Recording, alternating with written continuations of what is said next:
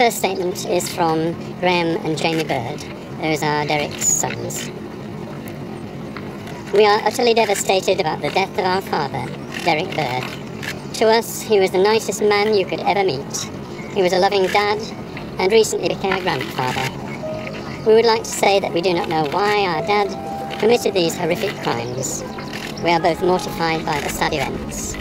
We would also like to send our condolences to all the other families and the people involved in this tragic incident. Our thoughts are with them.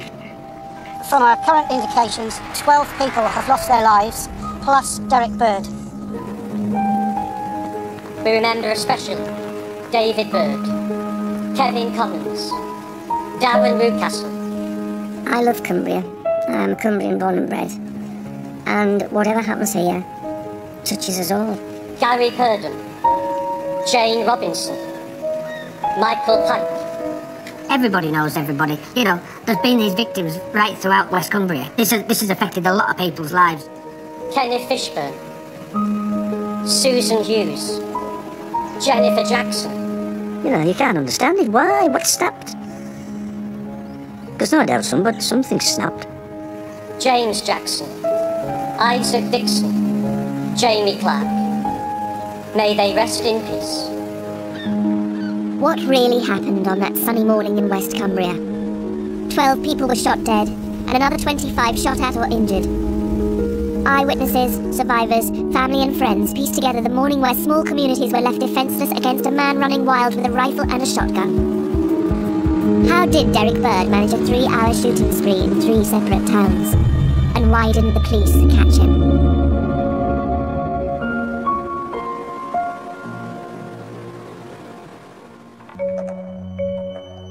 Derek Bird had lived all of his 52 years in West Cumbria. After school, he became a joiner at the Sellafield nuclear plant. He married and had 2 sons. But in the early 1990s, his marriage broke up and he had to leave Sellafield after accusations of theft. He'd spent the last few years living alone and working as a taxi driver. Derek Bird was a quiet guy. Kept himself to himself. You know, he's a nice guy. He's a pleasant guy. He's not violent. He's not overly aggressive. He just plods along, gets on with it. From a decent family, and in a decent and very beautiful neighbourhood. I was upset at the photograph that was put on the television at first because he looked like a thug, and he wasn't a thug. He was a reasonable lad who went about his business apparently in the right way. So what was it that drove this reasonable, quiet man to turn on his own people in the towns and villages where he'd lived all his life? Friends claim a critical event in 2007 was to change Derek Bird's life. A couple of years ago, he was involved in an incident at Moor Row. A couple of young lads basically did a runner, ran out of the taxi without paying a fare, and he chased after him. Unfortunately, he came out the worst of wear, and he got his head well and truly kicked in. He'd been hit in the face, his teeth knocked out, and when he'd gone down, he'd smashed all his skull on the pavement. There was a big gash in the back of his head. He had gone downhill. He'd started drinking a bit more, and I noticed on Friday gone, Derek, he didn't work on a Friday, and he was bouncing off all the walls in the town. He was drunk, and that wasn't Derek. And I spoke to him on Monday, and he said there's a few of the people on the rank sort of winding him up and that, and the guy could have done without it.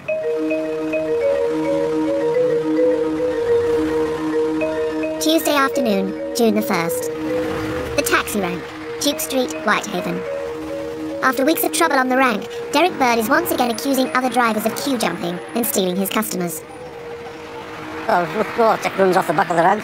Somebody comes up to your car, you're supposed to send them to the front of the rank, but you don't, you just have to take them and wind each other up about it. We all do it, me included. Bird decides he's had enough and makes a dramatic exit. Driving away, he's heard to shout at the other drivers, "There's going to be a rampage tomorrow." Apparently he'd been down shaking a few of the lads' hands and saying, "I'll see you, you won't see me again." Well, we couldn't believe it, Well, what are you going to say goodbye for and you won't see me again? He knew then what he was going to do, didn't he? Derek Bird drove back home. The rows on the rank came on top of months of worry about going to jail over unpaid tax. It seemed that for Derek Bird, it had all become too much. Phase 1 of this incident began with the murder of Mr. Bird's twin brother David and his solicitor Kevin Commons. It was still dark when Derek Bird left home. He drove 3 miles east to the village of Lampler. With a .22 rifle and a silencer, he knew access to his brother's home would be easy. He never locked his doors of the night, and whether he would most likely go in the back door, I would reckon. And it'd be open, you see. In the back door, you're going through a back room, upstairs into his room. It was such a quiet night as well. He had a silencer on his rifle, so nobody would hear a shot, you see. What had driven Derek Bird to kill his twin brother David? There was the matter of a £25,000 loan which David received from his father but was still outstanding. But if Derek Bird did resent this, it wasn't apparent to other family members. The week previous, David and his brother Derek were up at the local scramble track with an off-road vehicle that David had just finished making. And they spent quite a bit of time that afternoon driving round and round and laughing their heads off, like you would expect warm brothers to do. There wasn't any underlying reason or anything brewing. Well, I've known them all my life since they were born. And I've watched them grow up since they were just babies.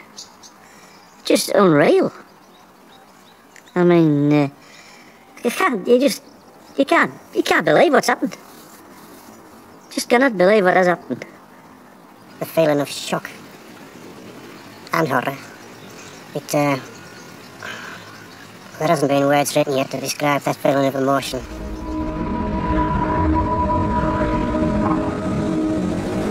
After killing his twin brother, Derek Bird returned home and carried on as if nothing had happened.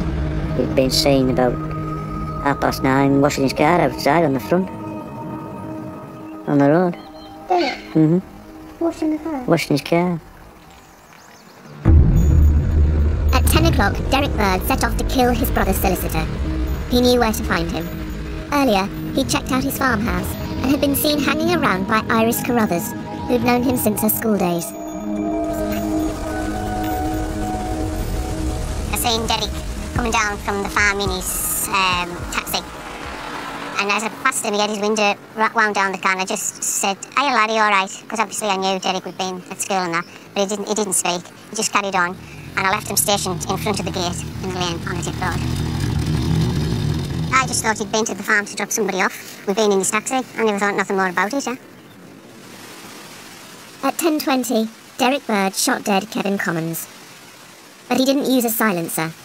Gunshots were heard and reported to the police. As they were heading towards the sound of gunfire, Derek Bird was going directly past them, in the other direction, into the busy town centre of Whitehaven. And he knew who he wanted. Shotgun was sort of down in a position like that, and he was sort of looking around. He looked like he was hurrying a bit, but he also looked like he was looking for someone as well.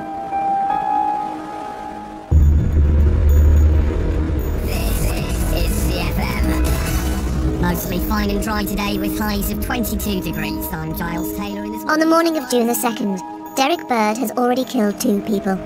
His brother and the family lawyer. Now the taxi driver is heading towards Whitehaven town centre to kill his colleagues. The second phase of his shootings took place between 10:30am and 11:35 in a 45-mile rampage across West Cumbria. Former Marine Commando Darren Williamson is in a Duke Street shop and hears the sound of gunfire. There was 2 loud bangs, 2 really loud bangs. Looked out of the shop window. Seen there was a guy on the floor, lying down over there, on the floor, just behind the bins now. And I was still a bit confused in what was going on. We'd seen a taxi driver as well, sort of coming out of his taxi. It looked like he was sort of like scrambling around his taxi. I don't know if he was getting out of it or trying to get into it. And we were like, what's going on here? Bird's first target is Darren Rucastle, one of the drivers he'd accused of stealing fares from the back of the rank. He shoots him in the face and he's killed instantly. Darren, everybody knows what Darren's like.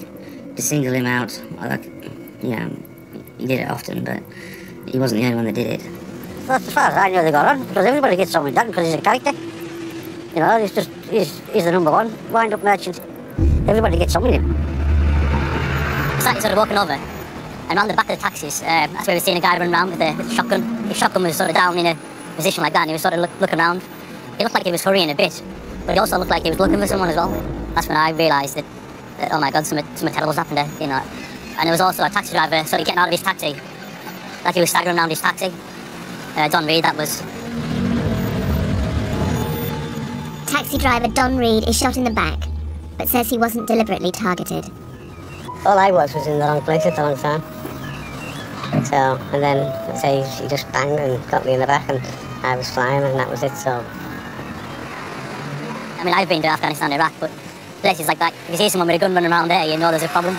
You see someone running around in Whitehaven with a gun, you don't realise what's going on. A call came into police at 10:33 reporting shots fired on Duke Street in Whitehaven. Getting reports that at least one person has died. With all the latest, here's Hayley Brewer. Well, you don't expect this sort of thing in Cumbria, but police were called to Duke Street. Heading away from the rank, Bird pulls over when he recognises another taxi driver, Paul Wilson. Well, I've come around the corner. We're on Scott Street now. Police station's up in front of us up the top road there. Basically, my own is got the documents to do. I got to be about here and heard my name being shouted. I've looked over and there's Bird in his car, so I've basically just walked over. I've ducked down to look in the car and bang, shot you straight away. Didn't know it at the time, but gust of air across my face and you know, I've been shot and most of the pellets have ended in the wall behind me. And a gentleman comes up to me and he says, "Are you alright, mate?" And he grabs me by the shoulders. And he says, yeah, I'm fine, it's just a mate of mine shooting blanks. Just been in Dartford, I'm alright, don't worry about me. I said, "No, mate, he's bloody shot, yeah." And I'm looking at him going, "What?" And I could see in the background a police van with lights and sirens flying past me. I thought, if I've been shot, why's the police van not stopping? You know, you think, well, if you've been shot, the police will be right there. You instantly pick up your hand and put it on your face, and the whole hand was just red. The whole hand, and you know, when you cut yourself, you maybe a little bit of blood, but no, this was a lot of blood all over my hand, and I'm looking at my hand and, okay then. Paul Wilson is rushed off the street into the control room at Whitehaven Police Station, and he tells them who the gunman is. Yeah, it's a friend of mine, it's Derek Bird, I know who it is, it's Derek Bird, you know, and they're all amazed that I knew him. The police have named and issued a photograph of a man suspected of being involved. He's Derek Bird, who's 52 and from Rowra near Frizzington. Somebody said, "Oh, it's Derek Bird, it's a taxi driver." And I said, "Oh, no, do we know the lad? Sure he hasn't been shot." And then they said, "No, I think it's him that's done the shootings." And I said, "Oh, never." Most of the local police are 5 miles out of town at the first reported murder, but one officer commandeers a local car and gives chase to Bird. Soon, a police transit van with 2 other unarmed officers joins the pursuit. The 3 unarmed police officers chase Bird for a quarter of a mile. Then they witness his 4th shooting in Whitehaven. You hear the radios into the air, shooting Coach Road. Bird has recognised a 4th taxi driver, Terry Kennedy, travelling with passenger Emma Percival in the front seat. I just seen the 2 barrels coming out the window, and as I turned, I just heard a bang, and the window, the taxi's side window smashing, just shattered everywhere. The taxi driver didn't know he had been until he turned around and looked at me, because all his blood and all his flesh was all over me. And then I just took my seatbelt off and just jumped out the taxi, because as he had shot at us, this policeman was following him in a car, and he jumped out the car, and as soon as he saw me taking my seatbelt off, he told me to jump out that taxi and run. I was in so much shock. The only thing I could do was run to a police officer, and then I can feel something running down my arm, and then I took my jacket off, I looked, and I was like, oh my God, I've been nicked myself. But seeing the taxi driver and his passenger had survived, Bird shapes to fire again. The man with the gun was turning around to come towards us again, but police had blocked him, so he couldn't get back to where we were at. So he got to carry on driving straight up. Bird speeds off. After tending to the 2 injured people, the police renew their chase, but are now several minutes behind Bird. Bird's already reached the next major junction, and faced with 3 choices, takes the centre road up towards a housing estate. When the police get to the same junction several minutes later, they have to choose and go straight on, along the main road out of town. They've lost him, but Derek Bird knows the chase is on. The next thing he hears is from the police. Paul Wilson has given Derek Bird's mobile phone number to a police officer. And the officer who wanted it basically ran off into the back room. About 5 minutes later or so, he came back in and I asked him, was it a current one? He says, yeah, it was a good number, thank you very much. They were trying to call a killer on the run. Yeah. The police have his number, but they can't find Derek Bird. He's on the B road from Whitehaven to St Bees. His next target is the village of Wilton, but he knows he can only reach it cross-country through the market town of Egremont. And by now, it seems he's prepared to shoot anybody. At 5 to 11, Barry Moss is cycling along the St Bees to Egremont Road and comes face to face with Derek Bird, standing by the side of his taxi. He just stared at me, and he just had a very blank expression. I mean, he didn't look angry or cross, or he didn't say anything. He didn't do anything, really. But I didn't think I looked at him for very long, because my eyes were just drawn to this huge telescopic sniper rifle he was holding. I mean, it looked so heavy. Even though he had two hands like this, it was pointing down at the ground. And as I say, he never pointed it at me.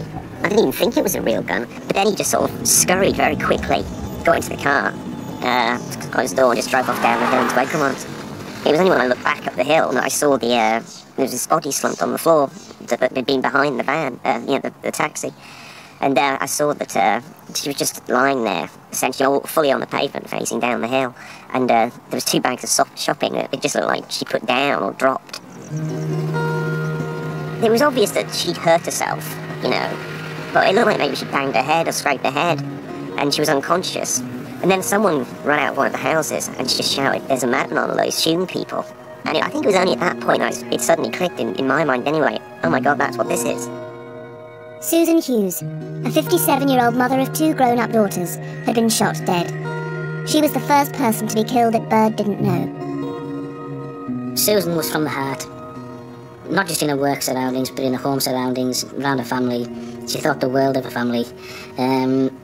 Susan would never say a bad thing about anyone, or anything, to be honest. That void will never be filled. I mean, I didn't know Susan Hughes, I had no clue who she was. But it was only when, yesterday I think, my partner saw a picture of her on the television, and she suddenly realised who she was. And she's the mother of one of the people who she dances with in her troupe. She would have been dancing with her just 3 days ago, and it's just, it's connections like that you just have no concept of.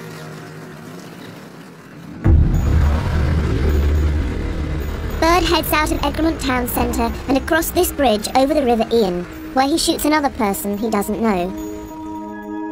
Kenneth Fishburne, a retired security guard from Sellafield, spent 25 years in the army and was once a United Nations peacekeeper. He is shot dead just yards from his home. The terrifying reality is that the gunman is now running wild and prepared to shoot anyone. Crucially, in this period, Bird was firing shots out of his vehicle, moving from place to place, and was not in any one area for a significant length of time. A few hundred yards further on, Derek Bird sees Les Hunter, who's leaving a friend's house. No, as soon as I was on the main road, a car pulls up and just says, "Can I see you a minute, mate?" So I said, "Aye, no problem." So I stepped off the curb to go towards him, and as I did, I looked in the car and I seen a shotgun lying across the passenger seat. Well, I thought that was queer for a kick-off.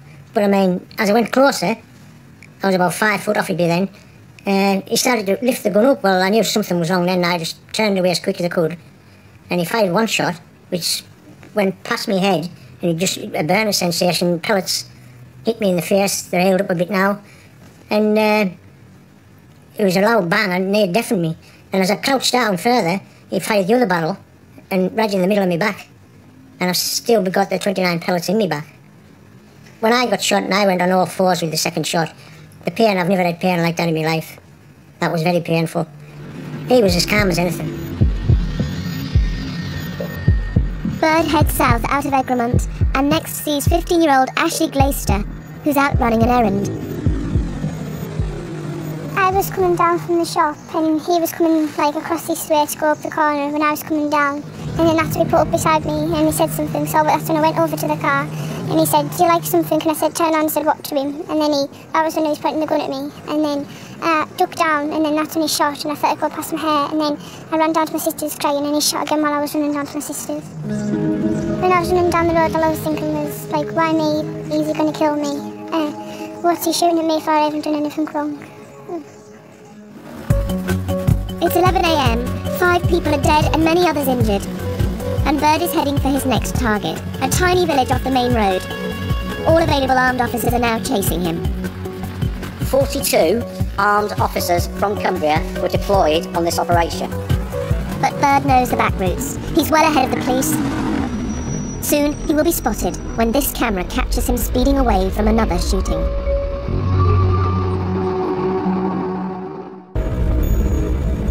Wednesday, June the 2nd. Police are chasing Derek Bird, a 52-year-old grandfather who's so far shot dead 5 people and injured many more. The former Sellafield joiner has lived all his life in West Cumbria. Now he's shooting local people, including his brother, the family lawyer, and his taxi driver colleagues. Police have no way of knowing the bizarre reason for Derek Bird's next target. Bird is a keen deep-sea diver, but has had a fallout with his instructor. He's now heading down backcountry lanes to the instructor's home in the tiny village of Wilton. Crucially, in this period, Bird was firing shots out of his vehicle, moving from place to place, and was not in any one area for a significant length of time. On his way to Wilton, Bird drives past local farmer Norman Sherwin. What I first seen, I turned in the lane in with the tractor. I was coming slowly down the lane, and a car came speeding round the corner from that direction, straight along this way. Identified it as a taxi with no windscreen, and a very evil, very sort of madman driving, looked straight at me. Never forget his face. And he came speeding past, looked straight at me and kept going. I thought something's upset that guy, as if he'd been run off the road or something like that. Somebody was in a foul mood and thought nothing more of it at that time. Because usually you get away off drivers or whatever just on these country roads. But he didn't. He just right past me at a great rate of knots. Well, after he left me on this track, he turned right and went a few hundred yards up over the brow of the hill, and Spike Dixon was walking his dogs, going to look his mole traps, just walking along the verge of the road, and he just pulled up and shot him. Simple as that. 65-year-old Spike Dixon, well known as a local mole catcher, had become the 6th person to be killed by Derek Bird. I mean, Spike was a good pal once over, you know. I mean, he used to do a lot of hunting, and he wouldn't have harmed anybody. There's no streak of badness in him. A guy I went to school with, grew up with, he was at my wedding, I was at his wedding. Good friend, seen him most days, catched moles, just good guy, countryman, friend. Died 200 yards up the road. For no reason. No reason at all. At around 11:05, Derek Bird reaches Wilton, the home of his deep-sea diving instructor, Jason Carey. Bird creates a noise outside the house, but no one comes out because the family dog is barking loudly and needs calming down. Seemingly frustrated, Derek Bird turns away and heads up the road. He then shoots the next people he sees: Jennifer Jackson and her husband, James. Known him since perhaps I was 20. Did a lot of social things with him. We went to the All Blacks match. Jimmy Jackson, great guy, a witty fella. And he was a guy who devoted his life to the ambulance service. He spent a lifetime saving lives. And then he's shot on the roadside for no reason. Absolute waste of a great life. She's a church-going lady. I think there's secretary for the church. Just a lovely lady.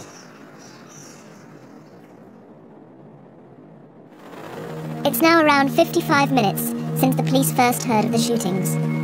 They know several people have been killed, but incredibly they have no idea where the gunman is. Cumbria doesn't have its own helicopter, so they have to call one in from neighbouring Lancashire.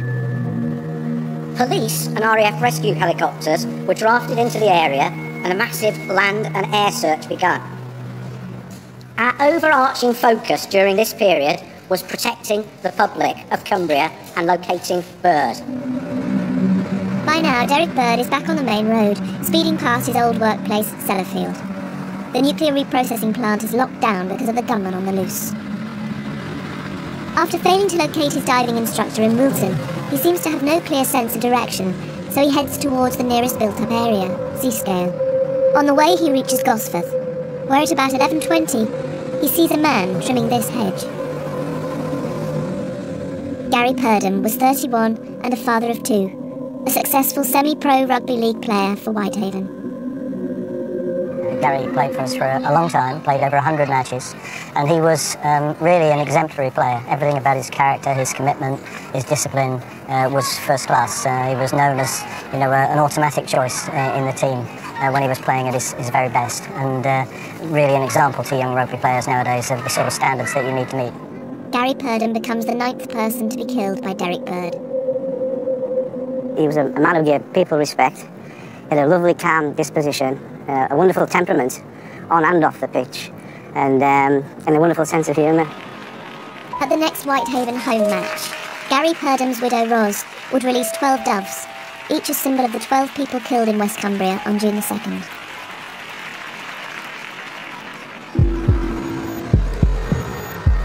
Armed police are looking for a man with a shaven head driving a dark grey or silver Citroën Picasso. The registration number is ND55Z. With 4 people dead in the last 18 minutes and reports coming in of more shootings, police helicopters and vehicles are combing the area. But Derek Bird will kill 3 more people in the next 15 minutes.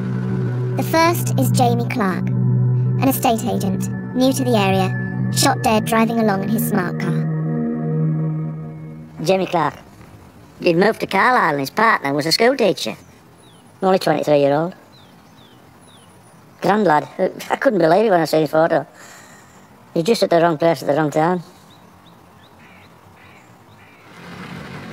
After shooting Jamie Clark, Bird continues into Seascale. He's about to crash into this Land Rover, picked up on CCTV at 11:26. It's driven by local pub landlord, Harry Berger. A gold Suzuki, driven by a mother with a child, is on camera as 2 shots are heard. Local builder William Hogg comes out to investigate the noise. Yeah, so I came out here. I looked up that way first to see if it was coming from there, and I realised it was coming from that direction up there, up near the railway line, and I also thought the gunman was up on the railway line and taking shots off there, and so I walked up there to see what was going on. Just 15 seconds later, Derek Bird is caught on camera racing away from the scene in his silver Citroën Picasso. David Moore, a retained firefighter in Seascale, is pottering about in his greenhouse when he hears a commotion down the road.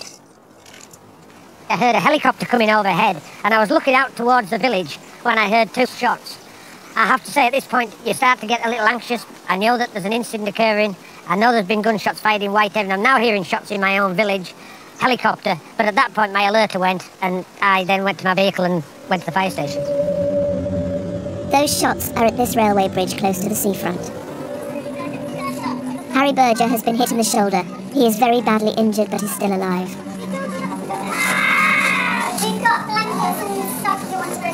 He had severe gunshot wounds and he was in a lot of pain, and obviously as we come to remove him, he was shouting a lot, and that was causing a distress to a lot of people. We removed the side of the vehicle and we took him out of the vehicle and took him into the shackles off here, which was open, and they offered us these premises. We were able to take Harry in there and made it into a makeshift clinic. They just got him into the warm and the dry where we could keep him until such times as we would get support to remove him to hospital. 26 seconds after Bird's Picasso has passed the CCTV camera, there are 2 more gunshots. They are heard by a woman who comes out of the house.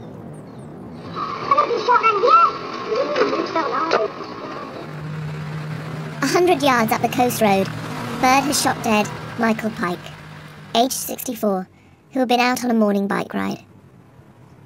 He was a good fella. He was happy, and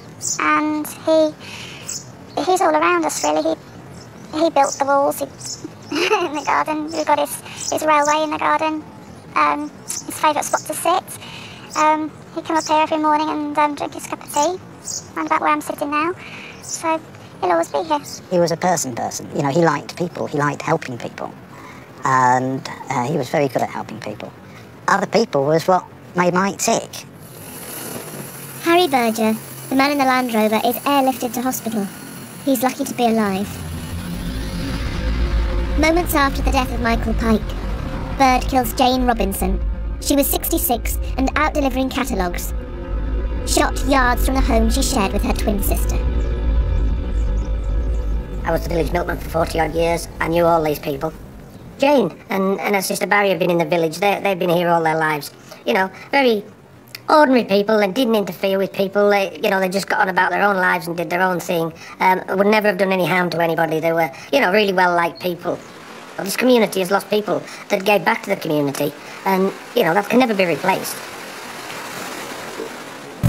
The CCTV footage shows that after Derek Bird drives through the town, it's a further 7 minutes before 3 police vehicles are seen in pursuit. The 2 Volvo Estates and a 4x4 are well behind him. He will fire his gun 6 more times, and there will be more serious injuries. Although roads are now being closed, the police are still a long way from catching the Cumbrian killer. Cumbria police are still chasing Derek Bird. He's already killed 12 people, and he's now heading east into the Lake District National Park, packed with holidaymakers in half-term week. The police still can't find him, and now they are telling members of the public to get inside. The police car came into the village and a tremendous urgency said, get off the street, go in and shut your doors, there's an incident. I got near the road end and there was 9 police cars in a loading. So I thought then, and the policeman threatened us and said, stay.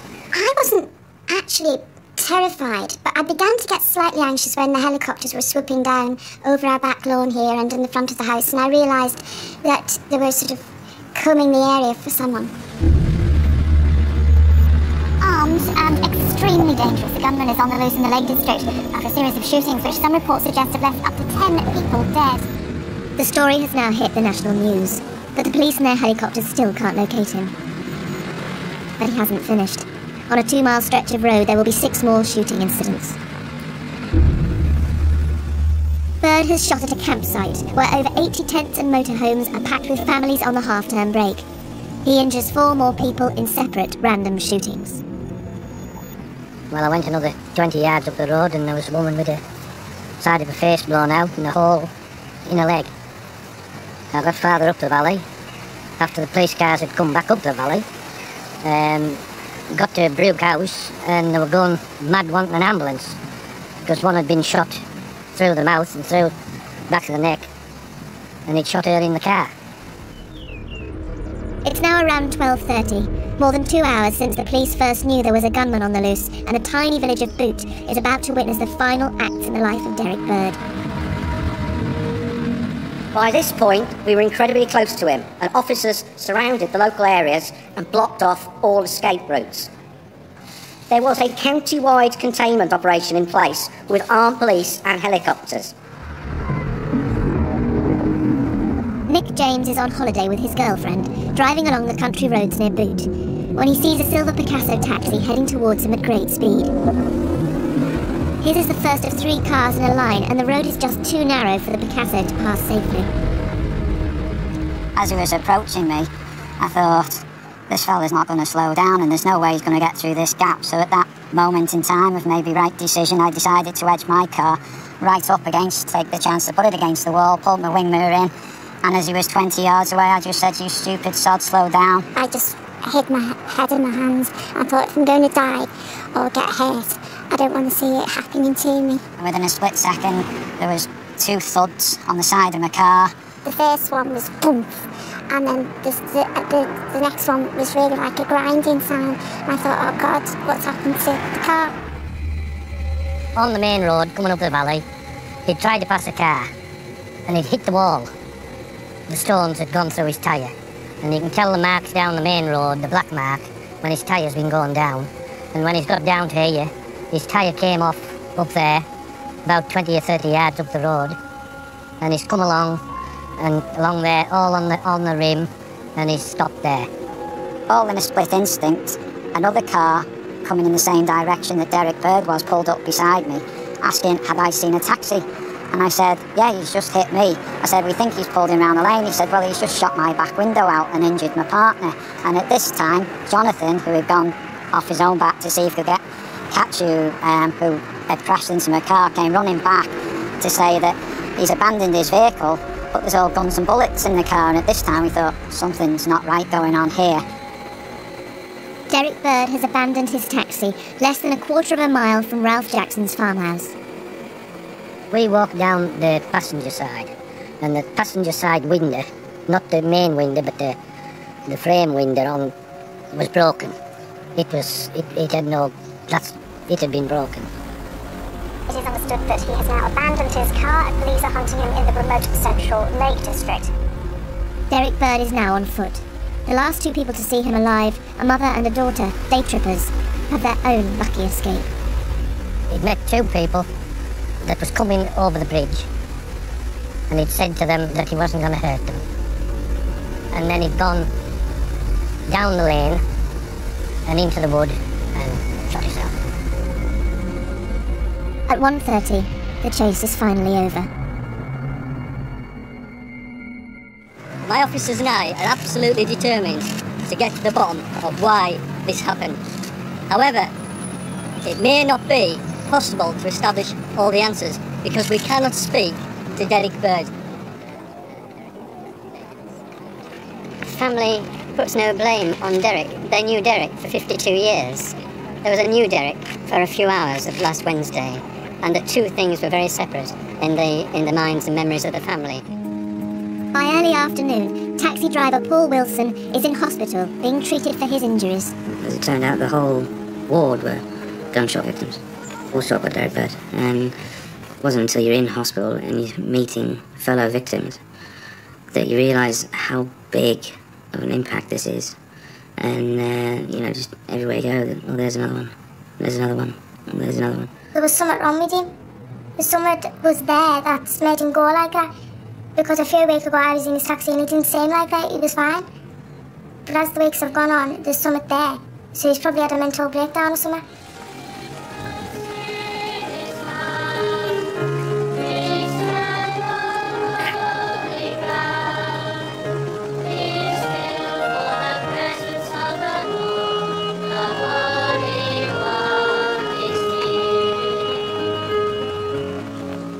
You don't expect something like this happening.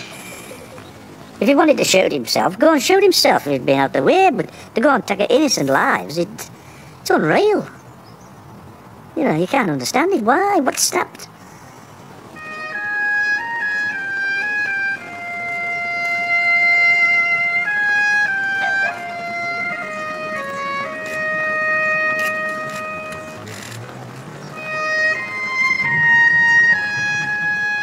I was really cross because I thought this woman for me is dead, but all these other people are dead, and the name of Whitehaven is now forever ruined. If you talk about Whitehaven now, it's always going to be in Columbine, Dunblane, Hungerford. It's never going to be. It's a lovely place to come and see, and this guy has done that to all these people. He's changed everyone's lives here. From people who have lost loved ones, but even rippling out past that.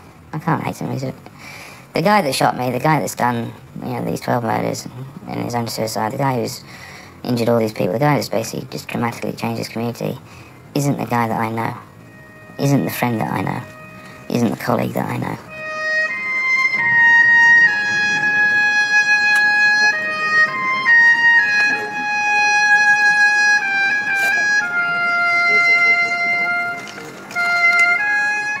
It hasn't really sunk in yet.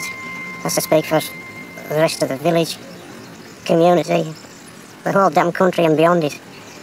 It'll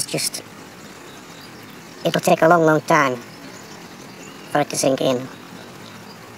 But time is a healer, and that's the only way that we can view it at this stage. We've got to look forward and think positive and let time do its healing, to come to terms with it.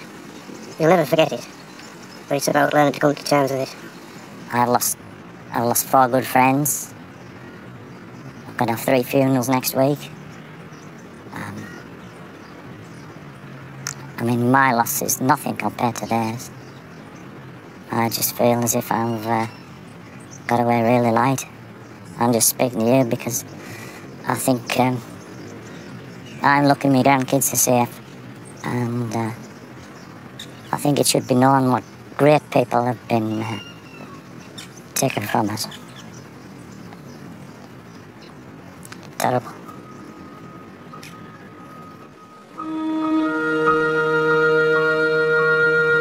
If you've been affected by any of the issues raised in this film and would like more information, please go to channel4.com/Cumbria.